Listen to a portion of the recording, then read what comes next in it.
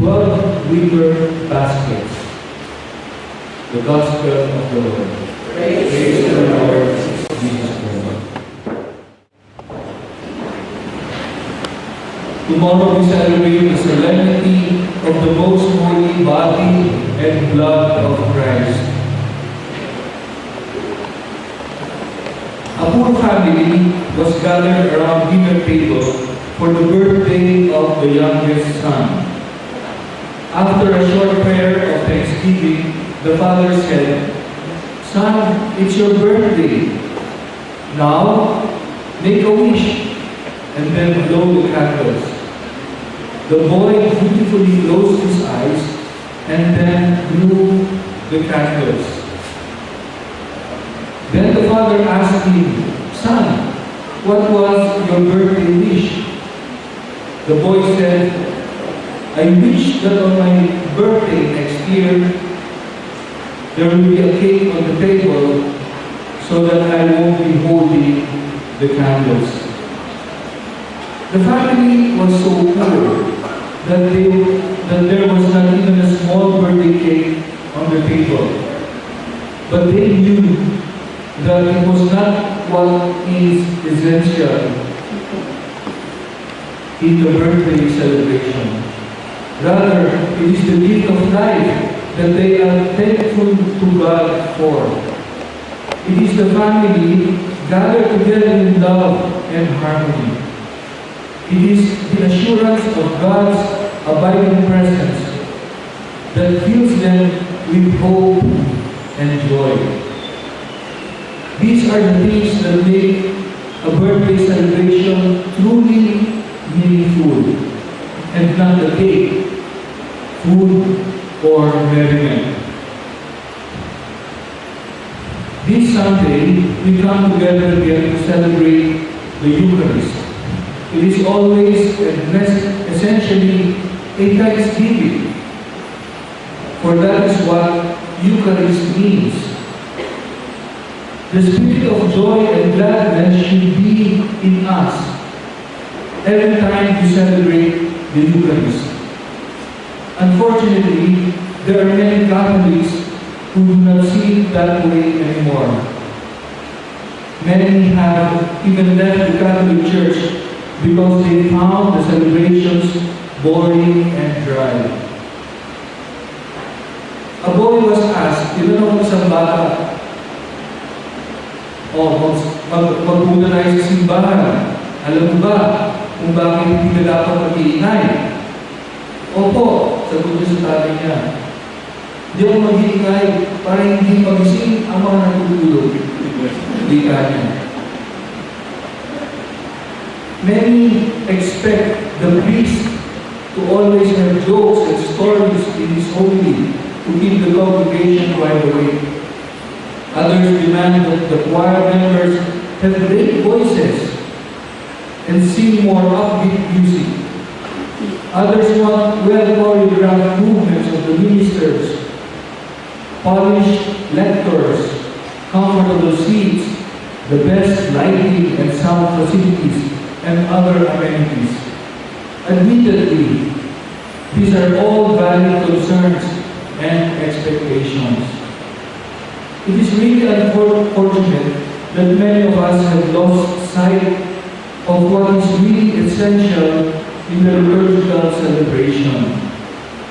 Just as a cake is not that essential to a birthday celebration, so also the music, the ministers, the church facilities, and even the priests cannot be more important than the divine and real presence of Jesus in the Eucharist. We have come to Mass to encounter Jesus personally in the Eucharist. Knowing and believing that Jesus is truly present, we then do the best we can to make this celebration truly meaningful and joyful. Sapagkat tayo ay nasa renewal movement, we will do the best we can to behave properly during Mass and to worship solemnly and appropriately. appropriately, to participate in the celebration and to worthily receive Jesus in Holy Communion. Then, the Mass ceases to be boring and dry.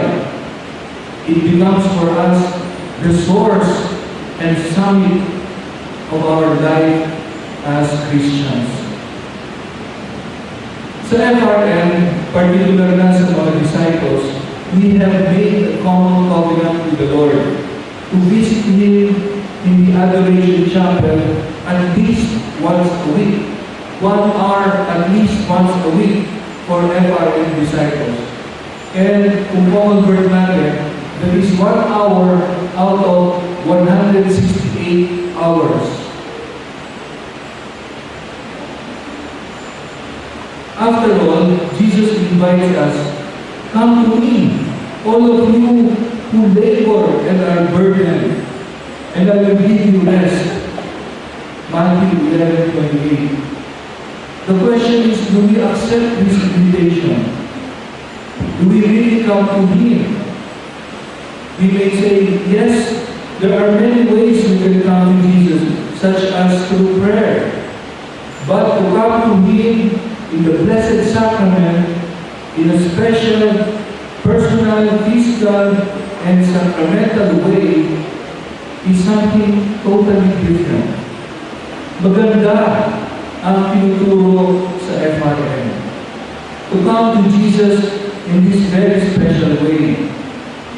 We should cultivate these forms of union with Christ within the membership in our community. We have to be on guard that our Eucharistic devotion does not deteriorate. Inaanyayahan lahat ng mga magulang na isama ang buong pamilya sa Adoration Chapel.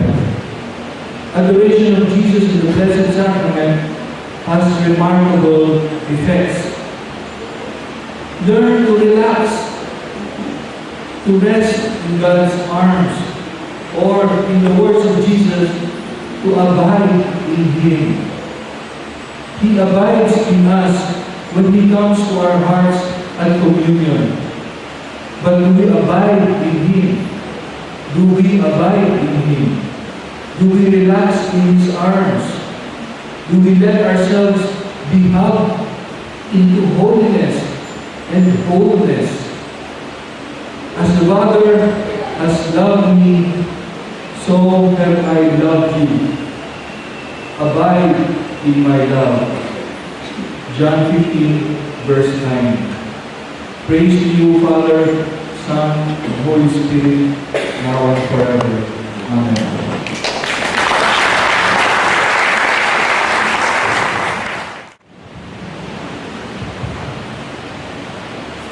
Let us pray.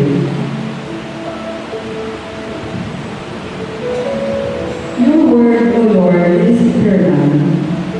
Yes, Lord. Stands firm in the heavens. Your faithfulness continues through all generations. You establish the earth and it endures. O God, my Creator, my life used to be in darkness without you. Yes, Lord.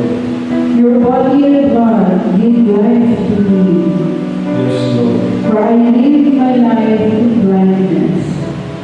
But now that I am found, I'll sing my love for you. Yes, Lord. I'll sing because the world can take away your love. My loving God, you found me